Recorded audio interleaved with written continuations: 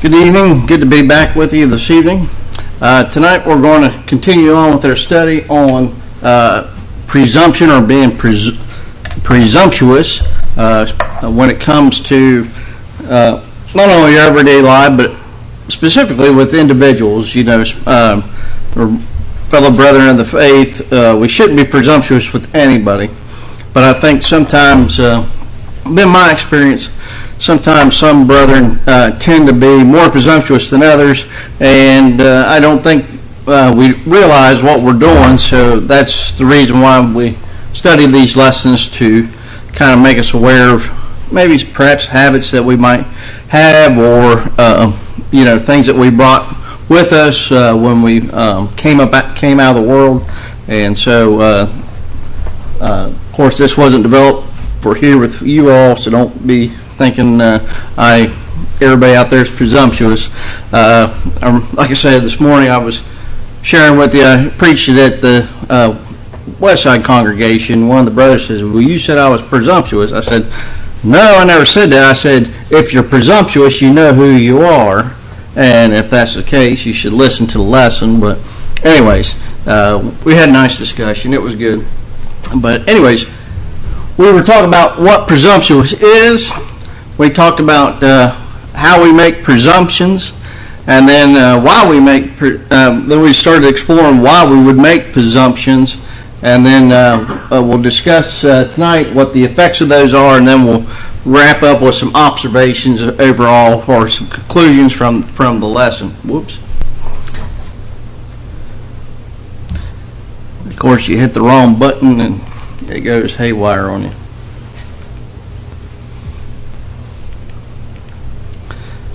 So this morning we read out of Joshua chapter 22, and that's kind of our case study, if you will. We'll be we was examining how the 12 tribes, how they kind of split apart and how they began to settle in the land of Canaan, and how each side actually was a little presumptuous towards the other one. But we saw there towards the latter part that people were prejudging, or being that, like say, presuming that they were going to do evil before the eyes of the Lord, and they didn't want to suffer any consequences, so they rallied to go out and destroy them before that could even happen. I suppose their thought was perhaps maybe we'll go and destroy them before the Lord can destroy us, and we'll say, hey, we was ahead of this thing. We're not really told, but anyways. Well, we only point that out because we can see where presumption can lead.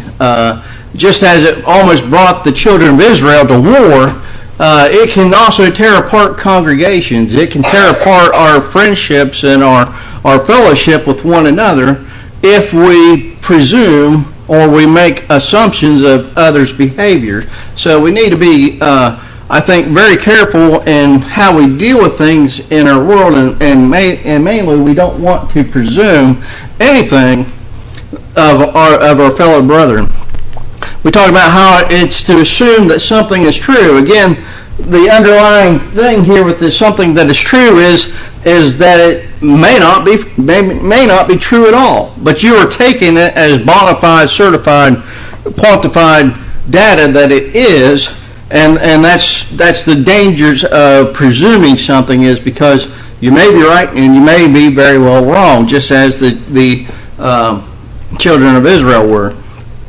We talked about how it was a belief on reasonable grounds or probable evidence, and we talked about how the scientific community uses probable evidence, and we can see just from their escapades how they've digressed from the truth over the centuries, and how we have theories that lead away from that of God. I'm not saying that all science is bad, but there is a large element of it that is a complete apostate of that of which the Lord stands for. We talked about how it can take something for granted, or to suppose something, to act or proceed with unwarrantable or interpedant boldness, and that's what we mean by our presumptuous individual. And then it was to go too far in acting unwarrantedly or in taking liberties. So these are all definitions of being presumptuous. And then we talked briefly on why we are presumptuous. We talked about how we draw conclusions before we hear all the facts. Again, we talked about that there's two sides. There's the act, and then there's the motive. We need to have both sides of the coin before we make a decision. We examined there in Joshua 22:16 how they claimed that the Lord was on their side versus ensuring that the Lord was on their side. They didn't go to prayer. In this particular instance, like where the patriarchs would often, like Moses, would go to the Lord in prayer and ask him, how do I deal with this? They didn't do that at this time. They just automatically jumped to conclusions, and they got on their horses. And luckily, there was one brother in amongst them that says, well, hold on. Maybe we ought to send over some representatives to find out for sure before we go over there and go to war against our fellow brethren.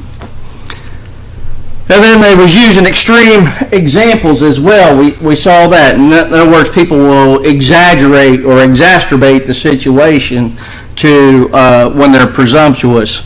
Again, they're making huge leaps forward to where a brother might be. For instance, say Brother X misses one assembly, and you're already assuming that he's fallen away from the church. That would be extreme examples, if you will. In Joshua chapter 22 and verse 17, they were aligning what they were seeing by them building an altar. They were assigning that with false idol worship of Baal that happened back at Peor. And they was assuming that what befell upon them back at that place would also happen then and there, and that's why they was going to go and annihilate them. Again, this is just evidence of what presumption brings about. And then we talked about how people who are presumptuous or unloving. We talked there about 1 Corinthians 13, verses 4 through 7.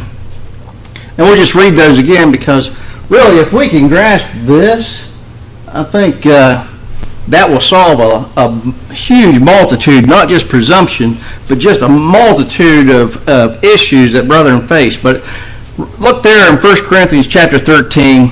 We call this the love chapter, but there in verse 4 it says, love suffers long and is kind.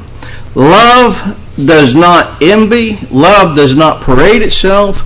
It is not puffed up. Does not behave rudely. Does not seek its own. Is not provoked. Thinks no evil. Does not rejoice in iniquity, but rejoices in the truth. Bears all things, believes all things, hopes all things, and endures all things. So, just look at the verbs and adverbs there in there. Is kind. It's not envious. It doesn't parade itself. It doesn't say, hey, look at me. It's not puffed up. It's not rude. It doesn't seek out its own. It's not easily provoked. It's not evil. It rejoices in the truth. It despises iniquity.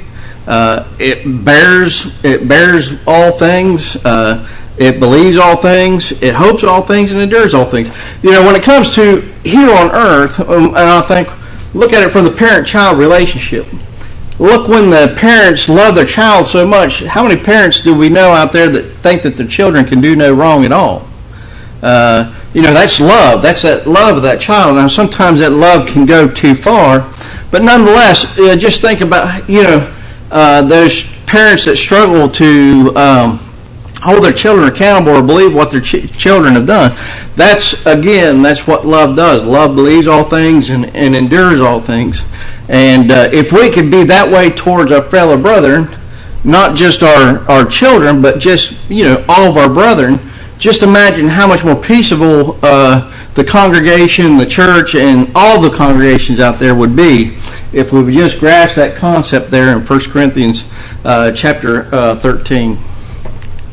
So then we went on, we talked about why we was making presumptions. We thought that was the presumptions that we sometimes make, and then we were talking about why we might make those.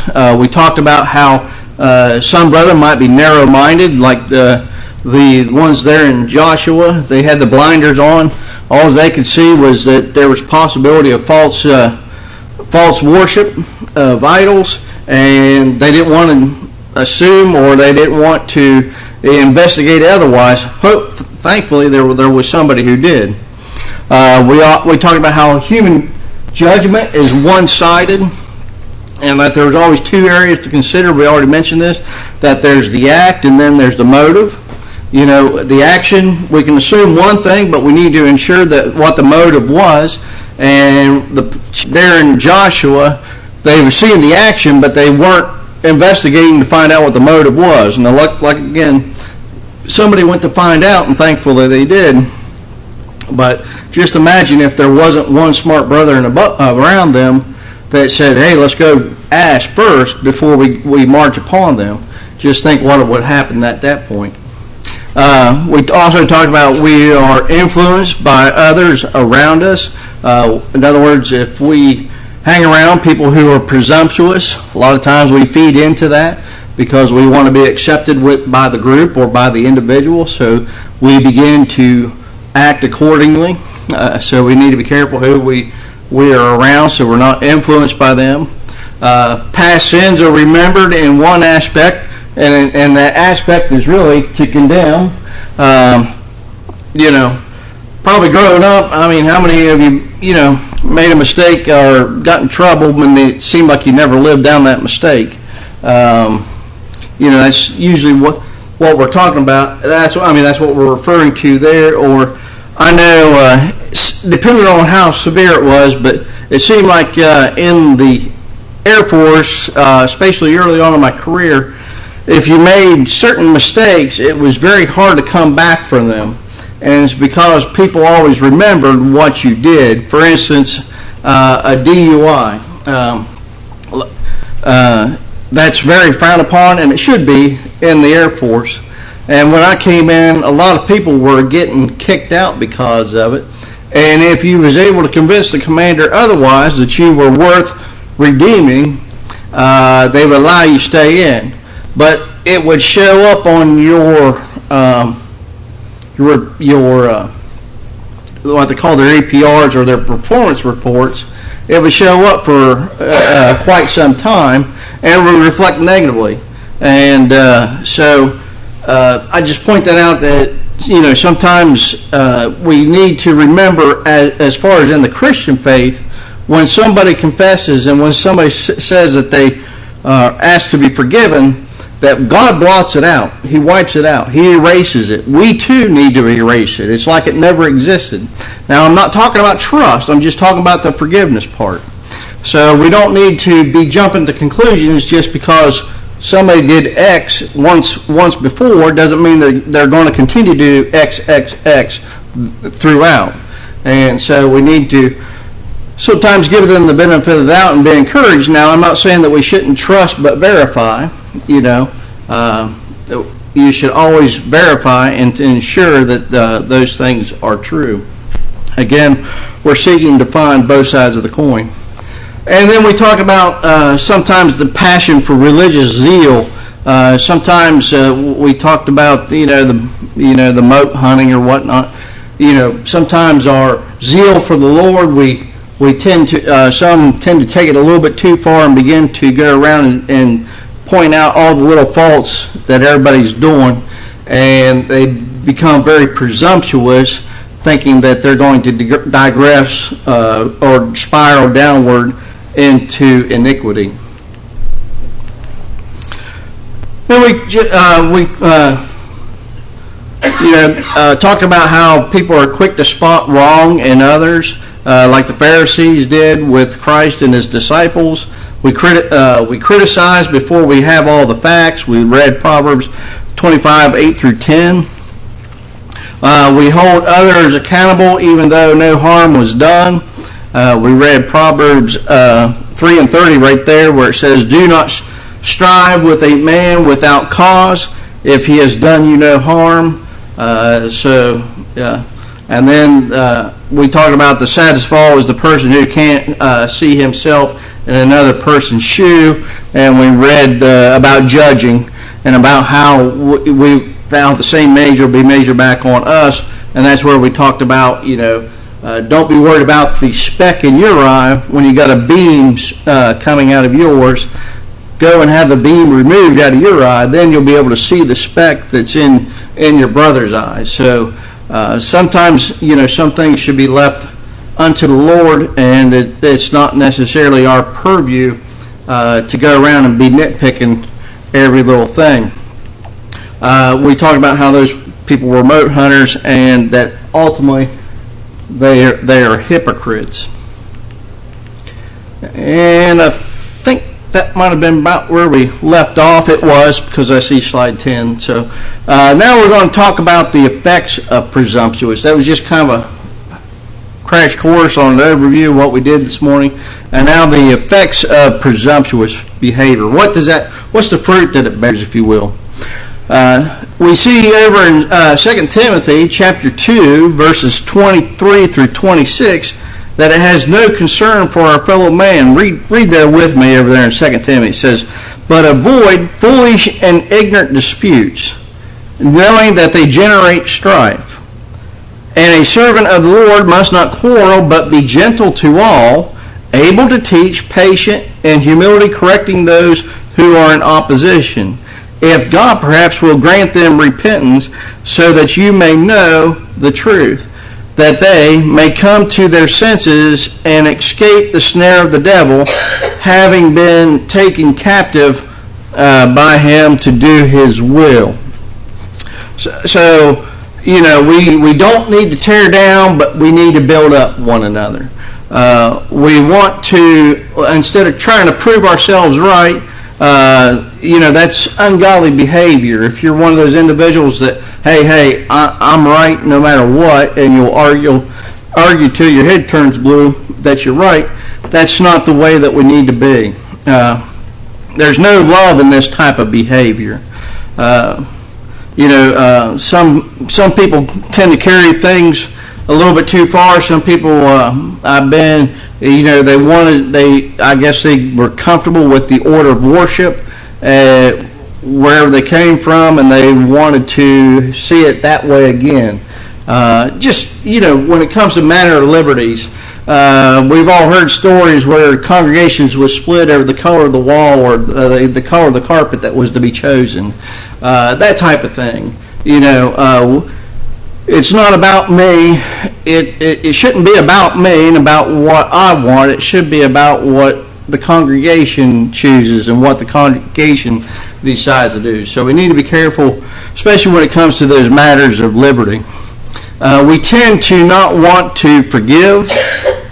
We may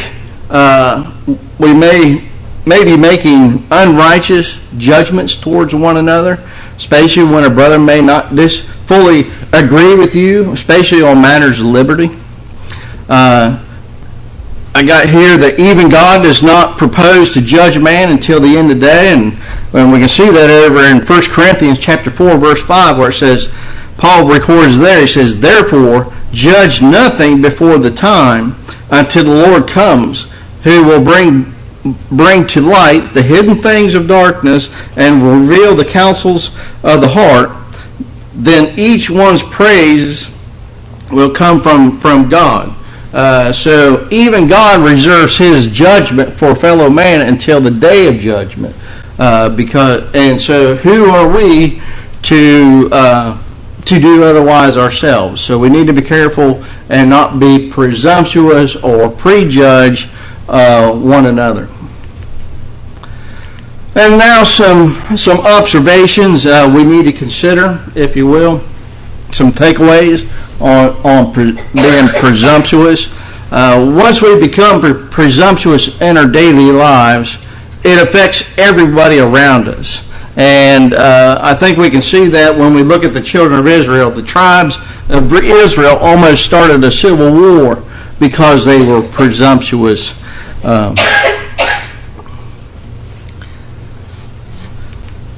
All of us will do or do act on the impulse of the flesh. So that should give us that should be a precursor for us to give pause. Remember, James said we should be swift to hear, slow to speak. And so, that's some great wisdom. We just need to apply it.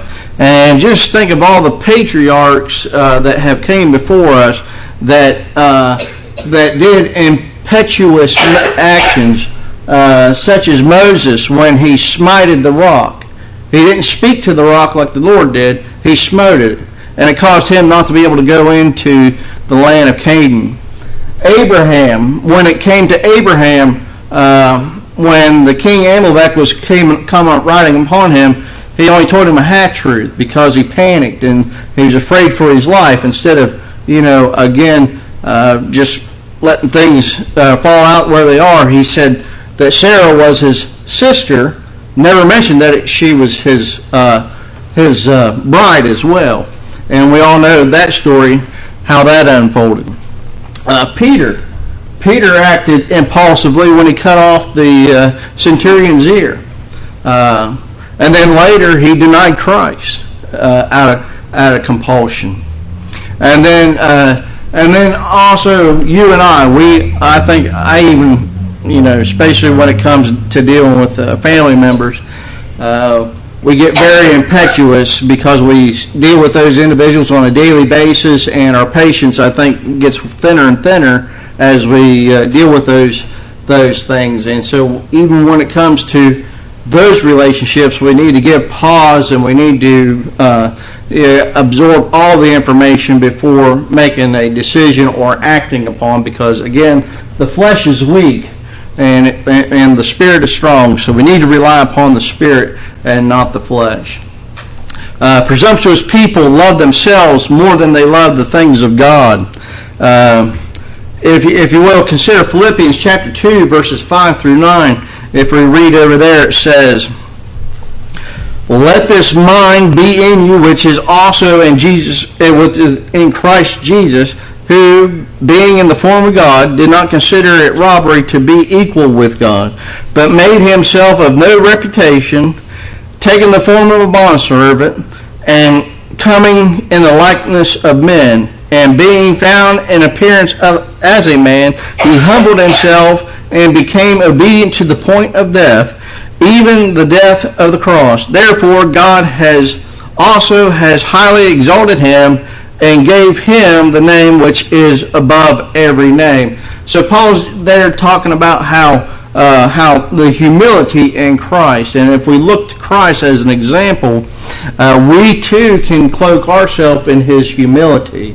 We just have to remember that instead of again falling victim to the flesh or going to the ways of the world, we need to keep Christ and the things that he did to the forefront of our minds, and I think we'll go a long ways in not being presumptuous towards one another. Also add that presumptuous people do things to draw attention to themselves. And then I have 2 Peter chapter 2, verses 10 here, and it says, "And especially those who walk according to the flesh in the lust of uncleanness and despises authority. They are presumptuous, self-willed. They are not afraid to speak evil of dignitaries." So here we can see in 2 Peter that people who are presumptuous are also self-willed, and we don't want to be like one of those, that they are self-willed and of the flesh.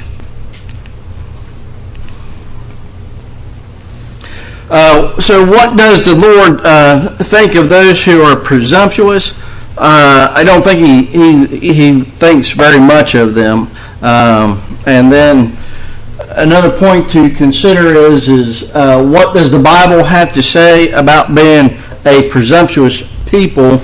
If you look over in, this is just on, I believe, referring to everyday matters, but look over at James chapter 4.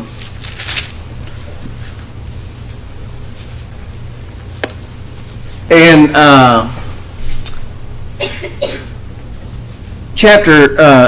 in verse 13, my pericope says, "Do not boast about tomorrow, boasting of tomorrow, be presumptuous of tomorrow.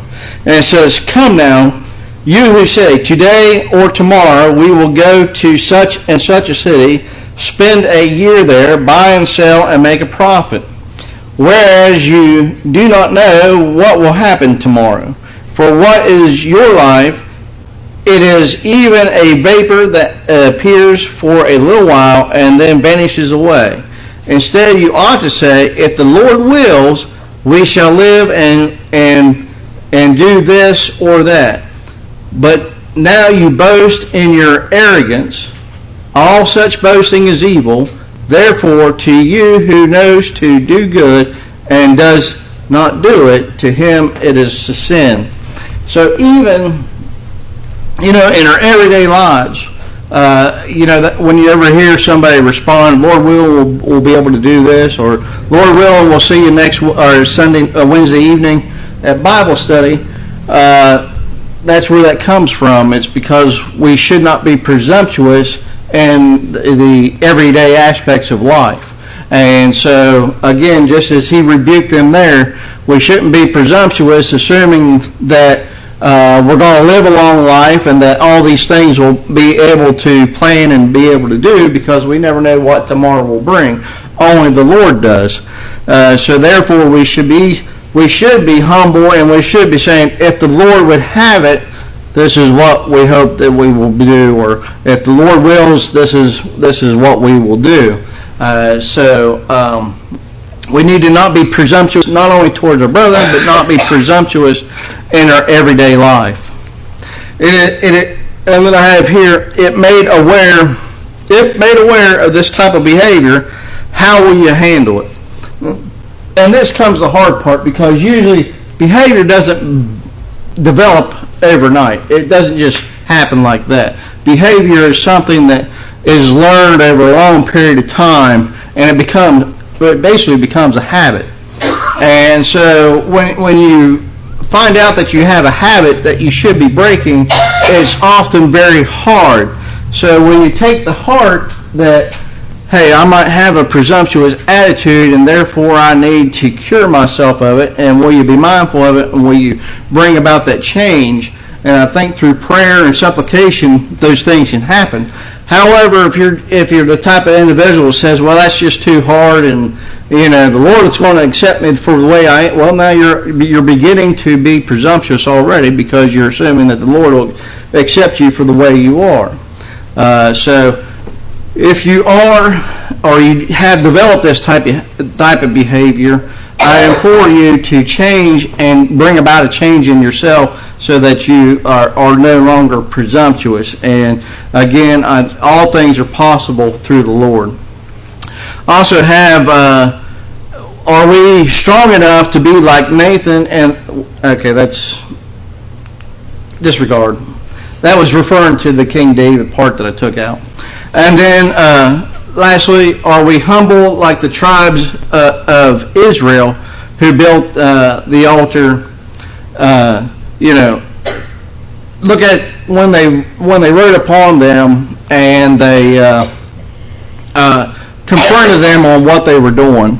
Were they put back, or did they get offended that those brothers were presumptuous towards them? I don't read that. I didn't see that in what I read there. I think that they were humble, and they said, oh no, that's not what we were doing. We were doing this. And so they were able to communicate with one another. They were able to reason with one another. And they all came together with the same conclusion, that there was no wrongdoing that was taking place. And therefore they departed. And then they, that was that. So I would hope that we would all approach presumptuous instances in the same spirit as those children of Israel did when they came together. Because often when people are confronted about things, the first thing that they do is they start putting up the walls of defense, and they start getting defensive, like, well, who are you to bring that to me, or who are you to assume that of me? Again, that's not being loving. That's being concerned more about yourself. I think if we look at those situations, and again remember 1 Corinthians chapter 13 and pursue it from a loving standpoint, then we'll cloak ourselves in that humility and we'll be able to reason through those situations. So, ask questions and get the facts. Remember that there's always two sides. There's of the coin. We need to make sure before we make a judgment, especially when it comes to one another, that we need to have both sides. We need to have the act plus the motive, and then when we have that, we'll make sound judgments. We need to be loving towards one another and consider how our actions will be received. Again, look at the brethren there at the river of Jordan. Ask yourselves how you would feel if you were in their position. Not that I'm just saying, before you presume the worst of somebody, ask yourself, how would I feel if somebody was presumptuous towards me?